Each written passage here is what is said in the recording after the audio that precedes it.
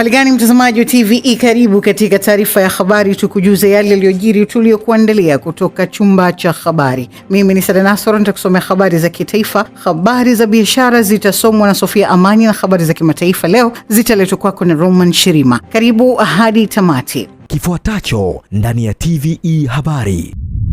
Na miongoni mwa tulionayo leo hii ni pamoja na Rais Samia azindua jengo la KCMC, asema huduma za saratani zitaokoa maisha ya wengi. Mwanaume asiyejulikana akutwa amejinyonga kwa chandarua Mpanda. Katika biashara, KCB mapato sukuki yatikisa DSE ya kusanya zaidi ya shilingi bilioni 30.4.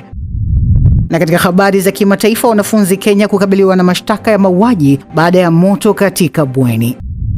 Na karibu mtazamaji wa TVE, na moja kwa moja tuanzie kwa Rais wa Jamhuri ya Muungano wa Tanzania Dr. Samia Suluhu Hassan amezindua jengo la tiba ya mionzi katika hospitali ya rufaa ya kanda ya Kaskazini KCMC lenye thamani ya shilingi bilioni 17, ambapo serikali imechangia shilingi bilioni 5 ya jengo hilo na litaweza kuhudumia wagonjwa wa saratani 8,000 kwa mwaka. Rais Dr. Samia akizungumza kwenye sherehe za uzinduzi wa jengo hilo lilopo katika hospitali ya rufaa ya kanda Kaskazini KCMC amesema kama ilivyo kwa nchi nyingine duniani, nchi ya Tanzania inakabiliwa na changamoto ya ugonjwa wa saratani.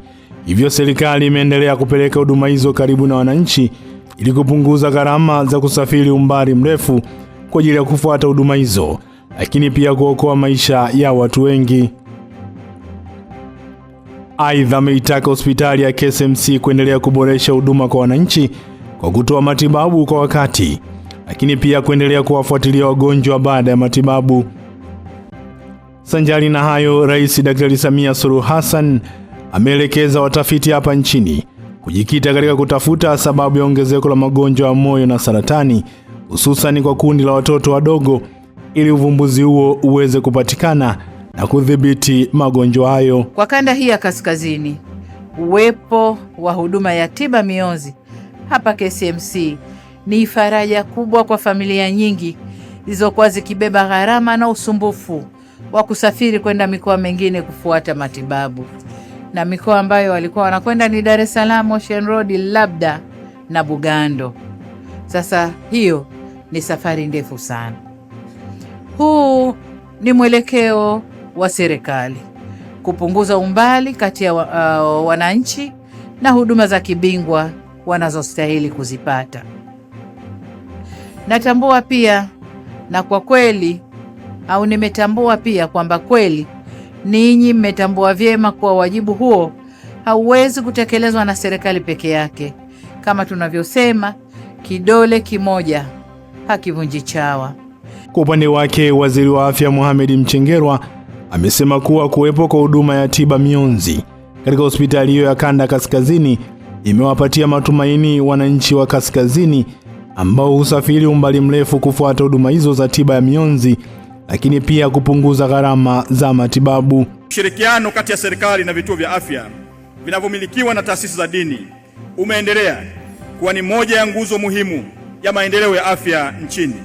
KCMC hapa Kilimanjaro ni mfano hai wa namna serikali inavyoshirikiana na taasisi za dini kuleta huduma za kibingwa karibu na wananchi.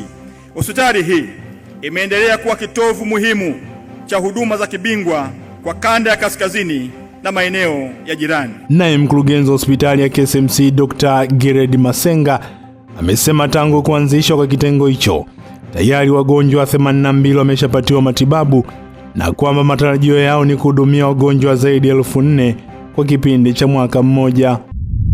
Rais wa Zanzibar na mwenyekiti wa Baraza la Mapinduzi Dr. Hussein Ali Mwinyi amemwapisha Mansura Mosi Qasim kuwa katibu wa Baraza la Mapinduzi na katibu mkuu kiongozi wa Serikali ya Mapinduzi ya Zanzibar aliyemteua hivi karibuni. Hafla hiyo ya uapisho imefanyika Juni 24 mwaka huu Ikulu Zanzibar, ikihudhuriwa na makamu wa pili wa rais wa Zanzibar Ahmed Suleiman Abdullah, mwanasheria mkuu wa Zanzibar Dr. Mwinyi Talib Haji, mufti mkuu wa Zanzibar Sheikh Saleh Omar Kab na viongozi mbalimbali wa Serikali ya Mapinduzi ya Zanzibar, wakuu wa vikosi vya ulinzi na usalama, viongozi mbalimbali wa dini na wanafamilia wa katibu mkuu kiongozi. Mansura Mosi Qasim amesema anakuwa mwanamke wa pili kushika wadhifa huo tangu kuasisiwa kwake, akitanguliwa na mhandisi Balozi Zena Ahmed Said ambaye sasa ni balozi wa Tanzania Saudi Arabia. Kabla ya uteuzi huo uliofanyika tarehe 22 Juni, ndugu Mansura Mosi alikuwa katibu mkuu wa afisi ya Rais, Katiba, Sheria, Utumishi na Utawala Bora. Mwanaume mmoja anayekadiriwa kuwa na umri wa miaka 30 hadi 35 ambaye hajafahamika amekutwa amejinyonga kwa kutumia kipande cha chandarua katika mtaa wa Nsemulwa, manispaa ya Mpanda, mkoani Katavi. Neema Hussein anayo taarifa zaidi. Wakazi wa mtaa huo pamoja na balozi wa shina namba 6 katika eneo ambalo tukio hilo limetokea wamesema wameshtushwa na tukio hilo na kueleza kuwa hawamfahamu kijana huyo. Ngoje kuona tukio kwa mtu amejinyonga ila simfahamu. Baada ya kupata taarifa hii nikaja kushuhudia sehemu ya tukio. Kiukweli kitu kinasikitisha sana kama binadamu. Ushauri wangu kwa sisi vijana, tunapata changamoto sana kwenye familia zetu, lakini sasa kwenye hizo familia, hizo changamoto kuna viongozi wapo. Unaweza ukashirikisha wakatatua changamoto yako. Nijua simu kwamba kuna mtu kwenye eneo lako amejinyonga. Nikaja kushuhudia na ni kweli, nikaanza kufanya utaratibu, nikampigia mwenyekiti wa serikali ya mtaa wa Nsemulwa, hakupatikana. Nikampigia mwenyekiti wa mtaa Mgazini, akapatikana. Basi tukaendelea kupeana ushirikiano kwa ajili ya kumuondoa mwenzetu. Aliweza kujichukulia maamuzi ambayo ni magumu zaidi. Kwa upande wake mwenyekiti wa mtaa wa Nsemulwa Emily Kimolo ameeleza hatua alizochukua baada ya kupata taarifa za tukio hilo lililotokea katika mtaa wake. Tumekuta kweli, tukashuhudia kwamba kweli kuna mtu amejinyonga. Nikajaribu kufanya mawasiliano kituo cha polisi, ikaonekana kituo cha polisi zimeshafika. Polisi wamekuja, wameteremsha mwili. Wananchi wa pale waliokuwa eneo lile hawajaweza kumtambua yule marehemu, isipokuwa tu bahati nzuri nasema kwa sababu amekutwa na simu kubwa mfukoni.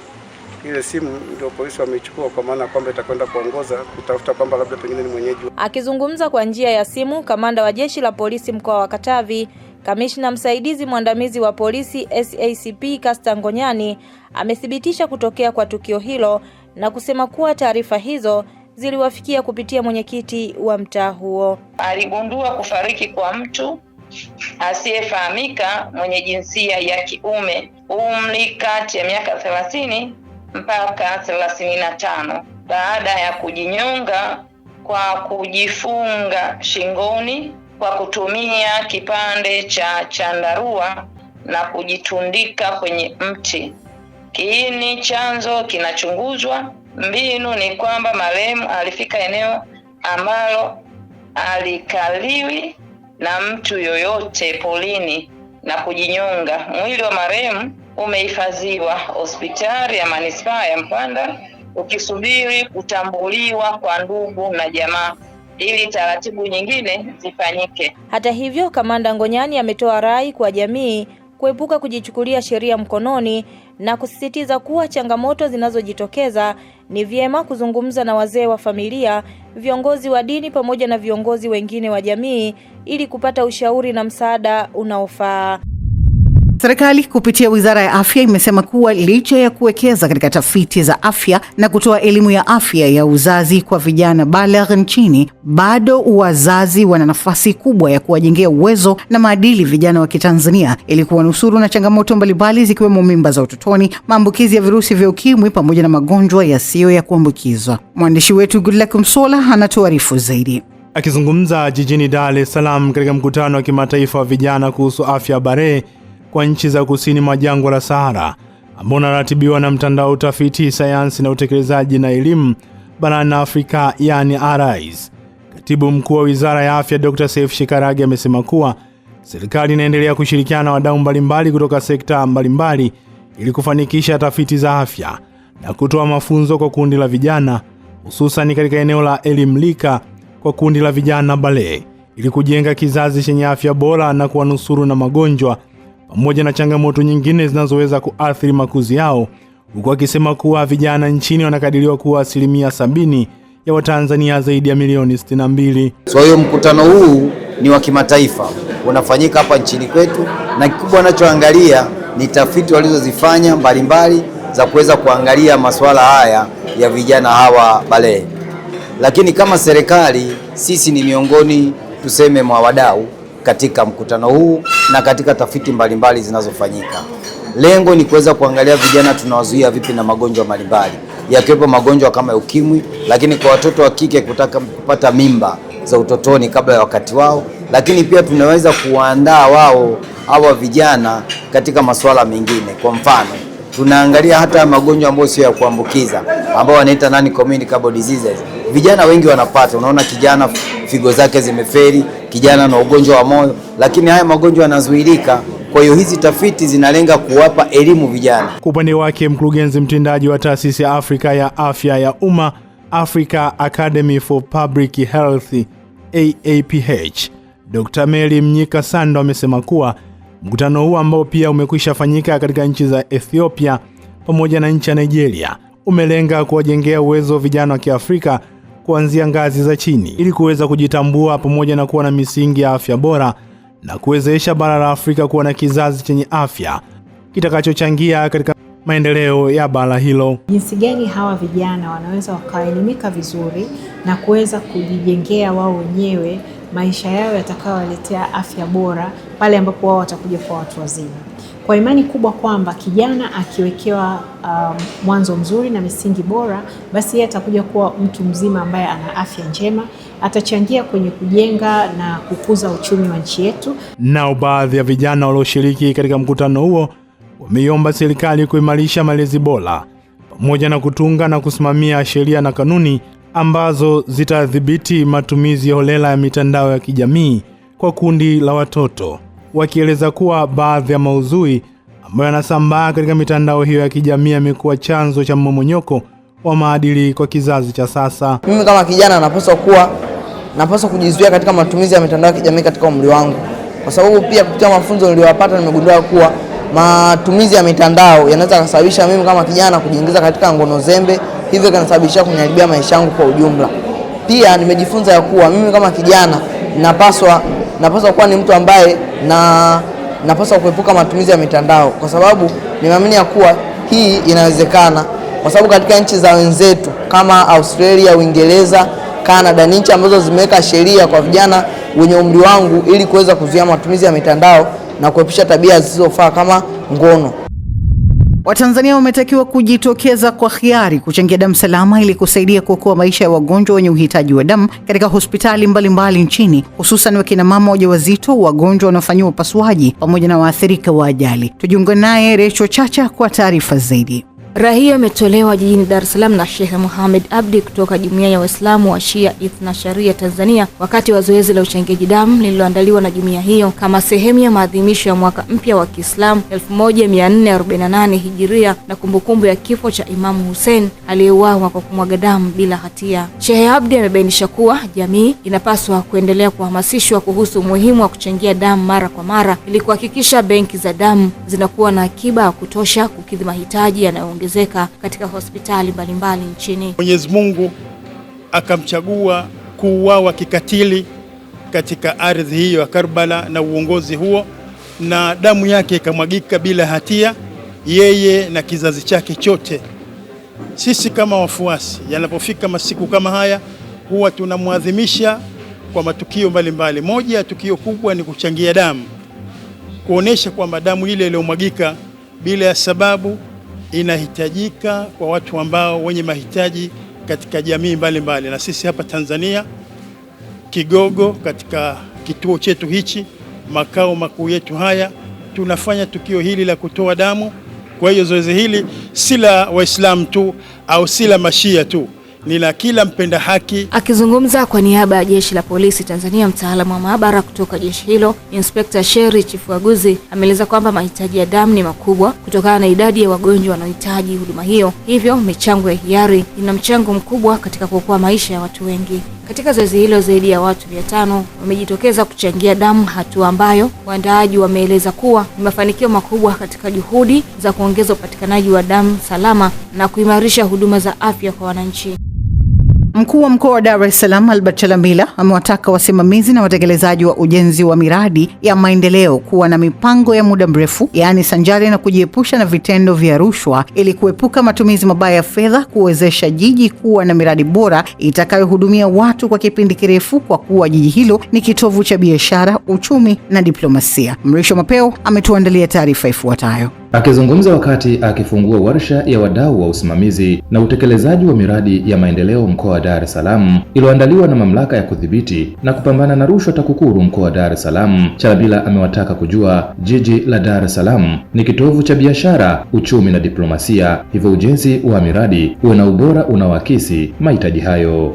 Aidha, Chalamila huku akitumia falsafa za wasomi mbalimbali ameongeza kuwa jiji la Dar es Salaam ndio mkoa wenye idadi kubwa zaidi ya watu, hivyo ujenzi wa miradi uwe na ubora unaoweza kuhudumia watu kwa kuzingatia idadi ya watu na ukuaji wa uchumi, huku akisisitiza kuendelea kupiga vita rushwa ili miradi iwe na thamani halisi kulinda usalama wa watu. Kama unaweza kujenga leo barabara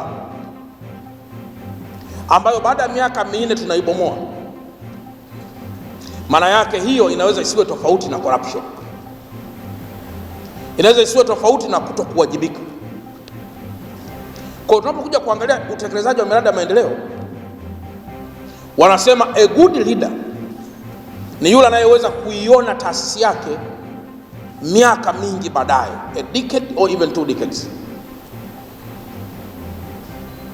Sasa kama unaongoza taasisi na huwezi kuwa na hizo anticipations za kuweza kuangalia taasisi yako inaweza ikawaje in 10 to 20 years, maana yake hata policy unazoziunda zitakuwa sio hai kwa muda wa miaka 10.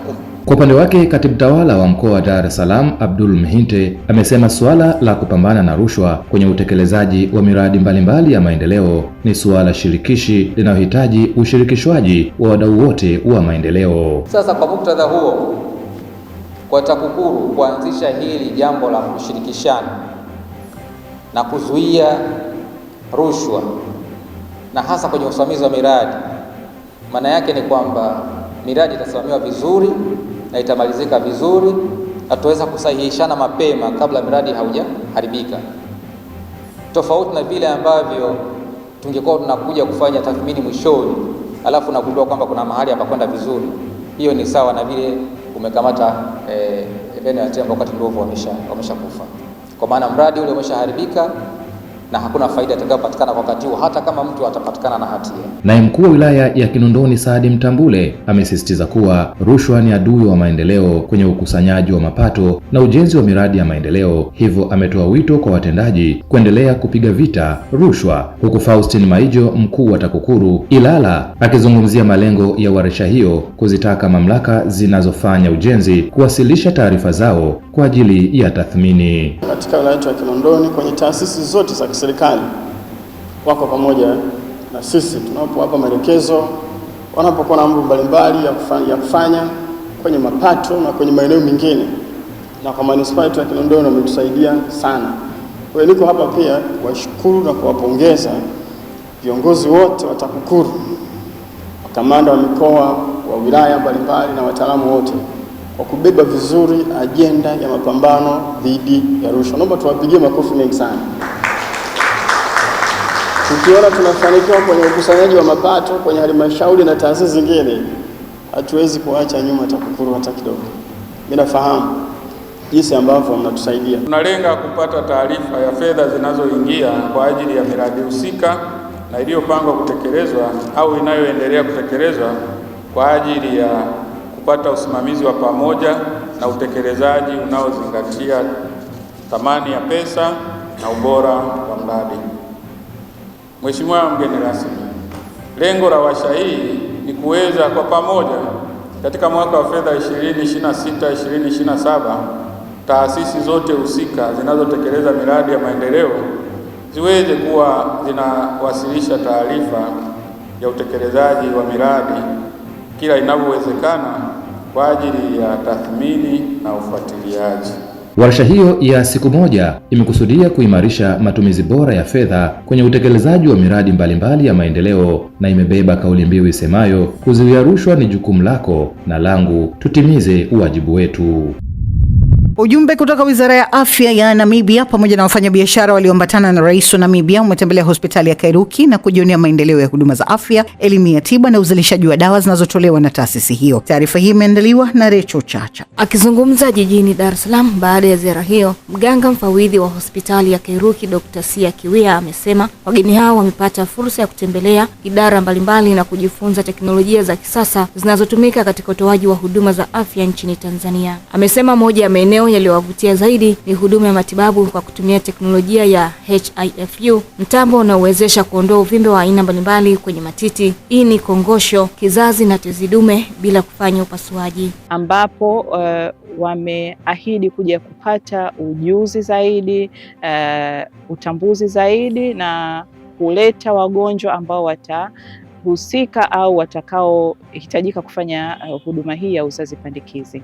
Lakini pia wameweza kujua tuna chuo cha Kairuki, kwani wengine ambao wamejumuika katika ziara hii ni madaktari ambao walipata shahada zao na stashahada zao katika kituo chetu cha Kairuki hospitali. Kituo chetu cha uzazi pandikizi ni kituo ambacho kimeanzishwa rasmi mwaka 2023 na hadi tunapoongea sasa hivi tuna watoto walio hai zaidi ya 150.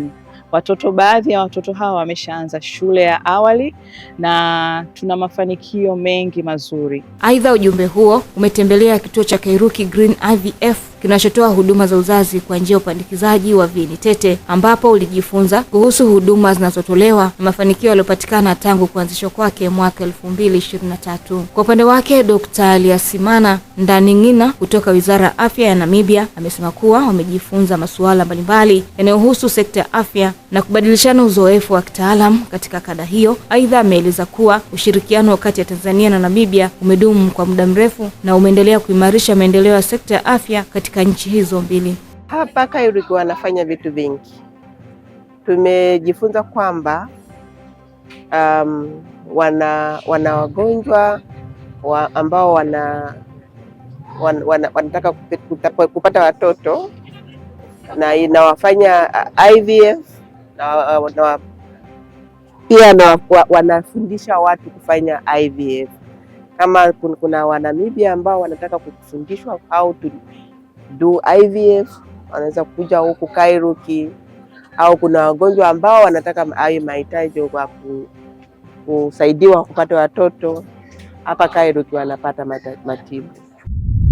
Zaidi ya wakazi 13,000 wa kata ya Kiang'ombe wilayani Rorya mkoani Mara wanatarajia kunufaika na huduma bora za afya kufuatia ujenzi wa kituo cha afya katika kijiji cha Ruhu, mradi unaotajwa kuwa mkombozi wa wananchi waliokuwa wakilazimika kusafiri umbali mrefu kwenda kutafuta matibabu. Adam Kadutu anatupa taarifa zaidi kutoka mkoani Mara. Wakazi hawa wa kata ya Kiang'ombe hapa wilayani Rorya wanasema kwa muda mrefu wamekuwa wakipata changamoto ya upatikanaji wa huduma za afya ngazi ya kituo cha afya, hali iliyolazimu kwenda katika kituo cha afya kinesi kwa gharama kubwa na wakati mwingine kuhatarisha maisha ya wagonjwa. Sisi tunaishukuru sana serikali ya Jamhuri ya Muungano kwa sababu hii ni shida iliyokuwa kubwa kwetu. Tulikuwa tunapata sana adha, hasa akina mama wakati wa kujifungua na matatizo mengine kuelekea sehemu ambazo ni mbali sana, hasa wakati wa usiku. Tukienda kinesi mpaka tuchukue usafiri wa pikipiki hizo huwaga tunagharimu kwa gharama kubwa sana.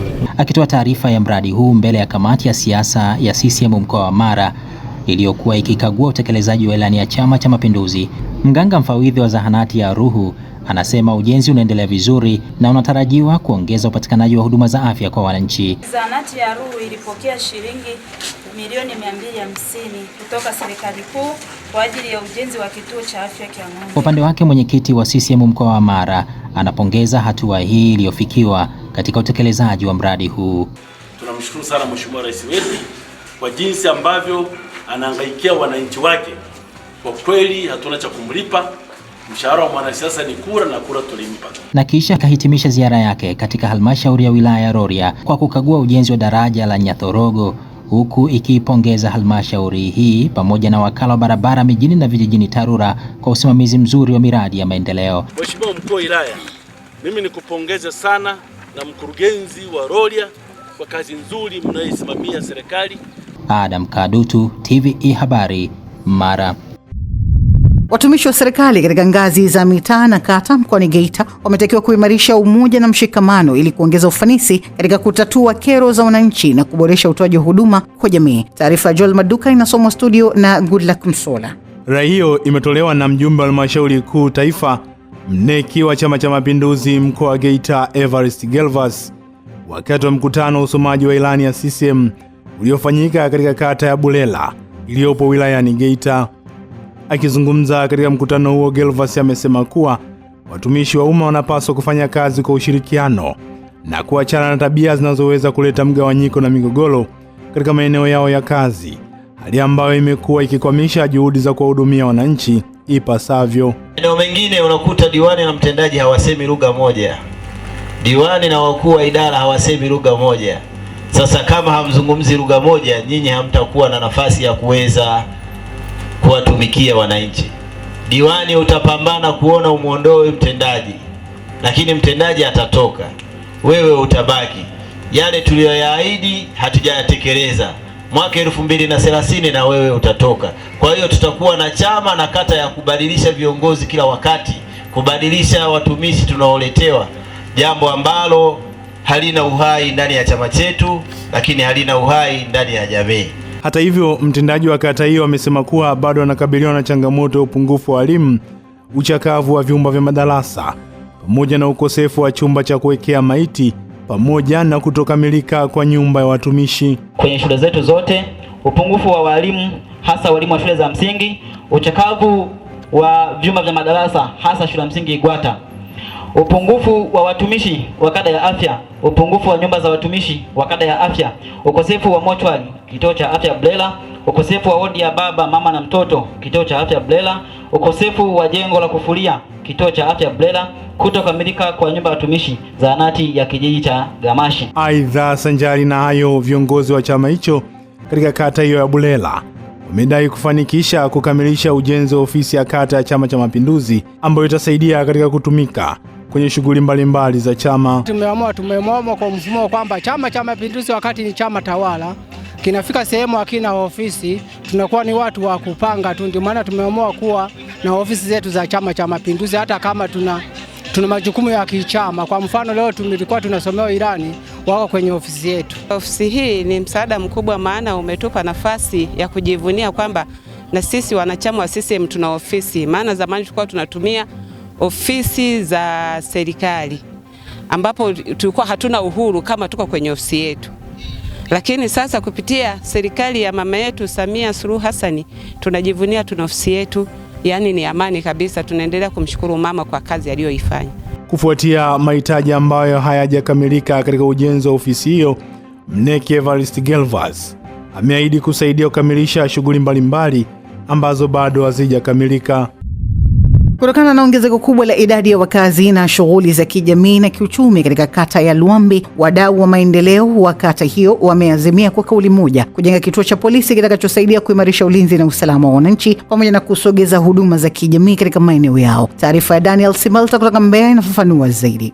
Akifungua kikao hicho, diwani wa kata ya Luambi Gloria Ipopo Mwamajemba amesema kuwa ukuaji wa kasi wa kata hiyo umeongeza mahitaji ya huduma muhimu ikiwemo huduma za kiusalama, hivyo kuna ulazima wa kujenga kituo cha polisi kitakachorahisisha upatikanaji wa huduma na kuongeza ufanisi katika kudhibiti vitendo vya uhalifu. Sisi huku Wanaiwambi hatuna kituo cha polisi, na kwa idadi ya takwimu tulizosomewa hapa za sensa ni 2022. Sisi hapa mpaka sasa hivi tuko 20,000. Ni watu wengi sana. Kwa hiyo Iwambi ilitusaidia kutupa eneo tutolee wenyewe, ndio tulichokuja kusema jamani, ili uhalifu upungue huku kwa namna yoyote, kwa nguvu yoyote, lazima tujenge kituo cha polisi. Au tunasemaje ndugu zangu? Tuna watu wa moyo wa kujitolea jamani.